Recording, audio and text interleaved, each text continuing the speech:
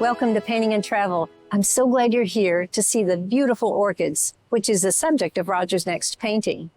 We're in DeLand, Florida, and we're visiting a nursery that's been in business for 5 generations. We'll have a chance to talk to one of the owners and find out about this unusual tropical plant nursery.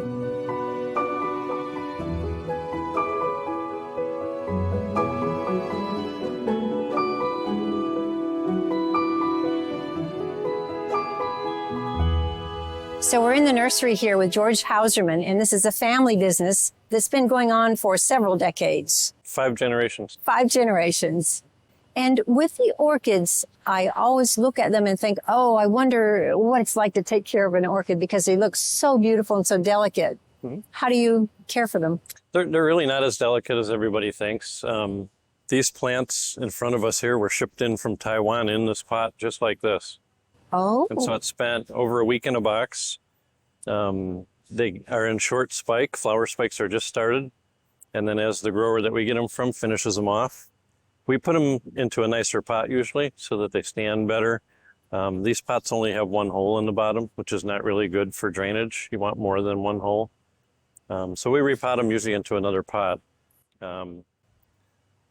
This is what it would look like as a finished product here. And we do that for our customers so that they have something that's going to drain.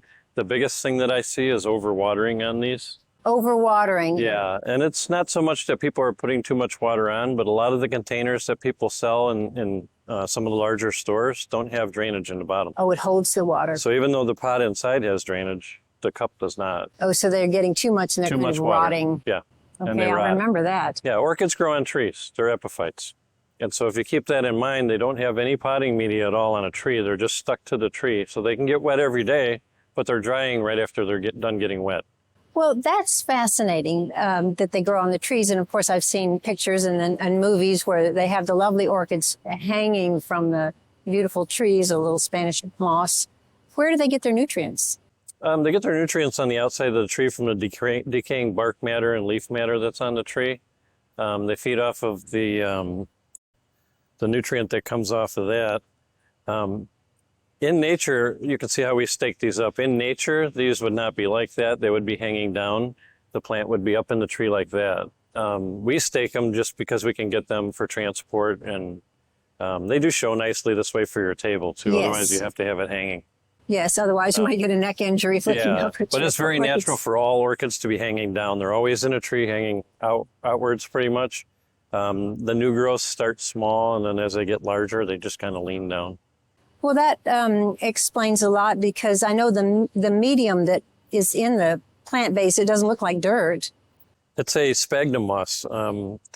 They come directly shipped into sphagnum moss. This type is from New Zealand or Chile, and it's essentially like a big sponge. And that's part of why some people have problems with it, is because even though it looks like it's not holding a lot of water, this probably has about an ounce or 2 in it right now. Oh, yes, a wet sponge. Yeah. That's it. And so you want to keep it just moist like a wrung-out sponge. You don't want it to... Drippy, no drippy sponge. Yeah, you don't want to take it to the sink. A lot of the older directions in a lot of the books and things are for bark mix, which was the more common mix back 20, 30 years ago. I see. And since Taiwan, because they basically ship all of the orchids in from Taiwan now, they grow in moss, and so everybody's switched over to the moss now. And there must be lots of varieties of orchids. There are. They're one of the largest plant families in the world. There's over 40,000 species alone just in the jungles, and they find new ones all the time. Now show me some of the other orchids and tell me about them. These are basically all Phalaenopsis here on this side of the bench. They come in all different colors. Within the last 20 years, the breeding has really just exploded, and tissue cultures really become popular. And so there's more standardized varieties, and they're able to get into the mainstream stores. They never were able to do that in the past. Everything was produced by seed years ago. And so it'd be like having kids. They're all a little bit different. And so you couldn't rely on any one particular type, where these are very standardized now. Okay, seeds. I've never really thought about an orchid seed. Where is the seed? The seed is when you pollinate the flower folds up just like it would on an orange or an apple tree or anything else, and the stem is what becomes the seed pod. And it takes about 9 months from the time you pollinate it for the seed pod to swell up and the seed to be mature.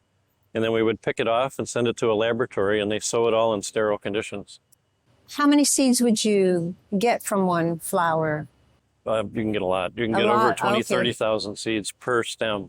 Oh, so they're tiny seeds. They're about the size of, I would say, flour powder. Oh, I see. So it's that Powdered fine. flour. Yeah.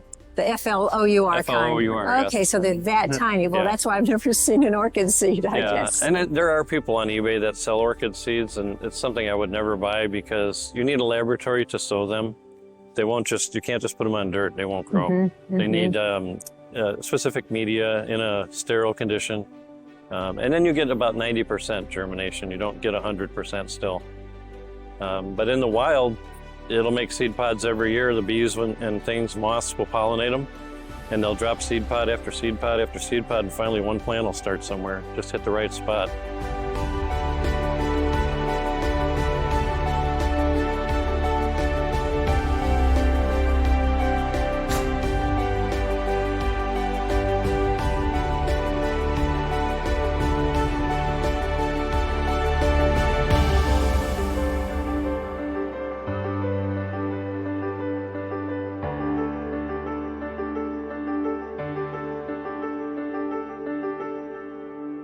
What are some of the unusual colors? Is there such a thing as a dark purple or a blue or? There's dark purples. There's no blue. There are orchids that they claim are blue, but it's just a shade of purple, really. It's not like an African violet type of blue. The ones that you see in grocery stores, they inject the base of the flower stem with a dye, and it goes up and colors the flower. That explains a lot too. They're all white flowers, so the next time it blooms, when the blue's gone and it comes back, it'll be white.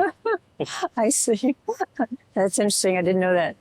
This is a type of orchid called a dancing lady. And you can kind of see a little skirt, and there's legs and arms.